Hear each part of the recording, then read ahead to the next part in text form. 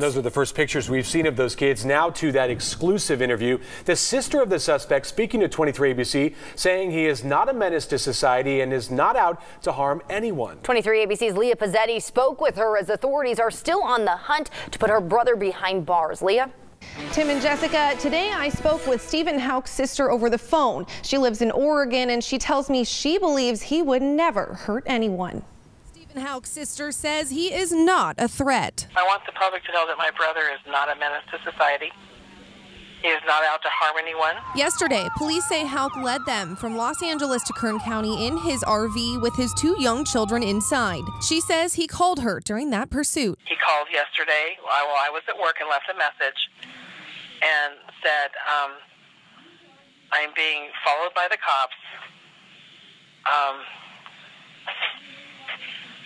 This is probably the last time I will talk to you, because he claims he will not be taken alive.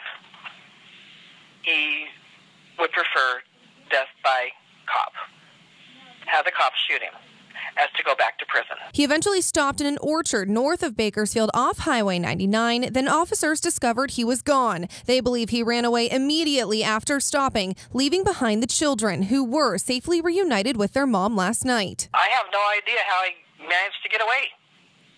I mean, we're all baffled by it. Officers believe he is armed and dangerous, but his sister says she believes he wouldn't hurt anyone. He is a registered sex offender in Oregon. In 2002, he was charged with sodomy. Court documents show he sexually touched a child under 12 years old sometime between 1999 and 2002. But his sister says she doesn't think he ever meant to hurt his children during that chase. No, he is a good dad. This kids mean the world to him. And she's hoping this comes to an end quickly and safely. I would hope that he would come to his senses and just go and surrender.